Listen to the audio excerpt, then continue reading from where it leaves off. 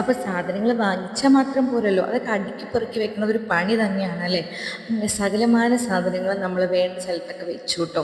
അത് കഴിഞ്ഞിട്ട് നമ്മുടെ അല്ലൂസ് ഇപ്പോൾ സ്കൂളിൽ പോകുന്നുണ്ടല്ലോ, അപ്പോൾ അവൻ്റെ സ്നാക്സ് ബോക്സിലേക്ക് നമ്മളിത് ഇപ്പോൾ അതായത് സാധനങ്ങൾ വാങ്ങിക്കുമ്പോൾ ഓറിയോ ബിസ്ക്കറ്റിൻ്റെ ഒരു വലിയ പാക്കറ്റ് വാങ്ങിച്ചു കേട്ടോ.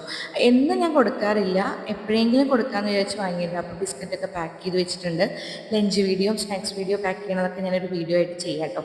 എൻ്റെ ട്രൈപ്പോഡിനൊരു തകരാറ് സംഭവിച്ചു, അതായത് എൻ്റെ ഇങ്ങോട്ടിനൊക്കെ എടുത്ത് പൊട്ടിച്ചു. പുതിയതൊന്ന് വാങ്ങിക്കണ വരെ ഈ വീഡിയോസ് ഉണ്ടാവില്ല. അത് കഴിഞ്ഞിട്ട് നമ്മൾ കുറച്ച് ഡ്രൈ ഫ്രൂട്ട്സ് ഒക്കെ വാങ്ങിച്ചിട്ടുണ്ടായിരുന്നു കേട്ടോ. നട്ട്സും കാര്യങ്ങളൊക്കെ ഇടയ്ക്ക് അതൊക്കെ ഓൾറെഡി വാങ്ങിക്കാറുണ്ട് എപ്പോഴും.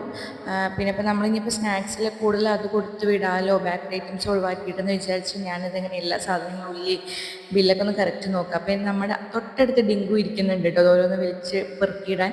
അപ്പോൾ 500 പറയുകയാണ് ഞാൻ വായിക്കുന്നുണ്ട്. 500 രൂപയെന്നാണ് ഉദ്ദേശിച്ച് തോന്നുന്നു. അതൊക്കെ കഴിഞ്ഞ് പിന്നെ ഓരോന്നും ഓരോ ബോക്സിൽ ഇങ്ങനെ ആക്കി വെച്ചു. ടൈറ്റുള്ള ബോക്സിലാക്കി വെച്ചിരിക്കും നല്ല പണി കിട്ടും, കാരണം ഉറുമ്പ് വരും.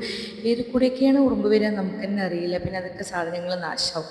അപ്പോൾ നല്ല ടൈറ്റുള്ള ഓരോ ബോക്സിലും ഓരോ പാക്കറ്റും ഇങ്ങനെ പൊട്ടിച്ചിടാണ് കേട്ടോ.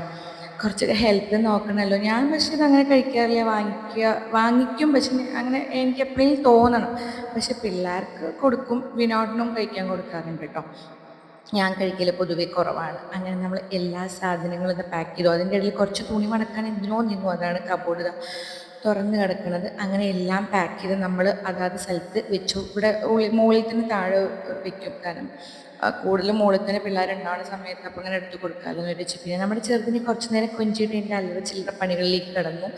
അപ്പോൾ എന്നും വീക്ക്ലി ഡീപ്പ് ക്ലീനിങ് ഉണ്ടല്ലോ, ആ ക്ലീനിങ് ആണ് നടന്നുകൊണ്ടിരിക്കുന്നത്. ജനലുകൾ തുടയ്ക്കുക, അടിച്ചു വാരുക, തുടയ്ക്കുക, അങ്ങനെയൊക്കെ. അപ്പോൾ ജനലുകളൊക്കെ തുടച്ച ശേഷം ഞാൻ എല്ലാ സ്ഥലത്തും തുടച്ചിട്ട് അടിച്ചു വാരും ഒക്കെ ചെയ്തു. പക്ഷെ അന്ന് പറഞ്ഞ പോലെ വീഡിയോ എടുക്കാൻ എനിക്ക് പറ്റിയില്ല, ട്രൈപ്പോഡില്ല ഒന്നാമത്. പിന്നെ ചെറുത് എവിടെയെങ്കിലും ഫോൺ വെച്ചാൽ പിടിച്ച് വലിക്കും.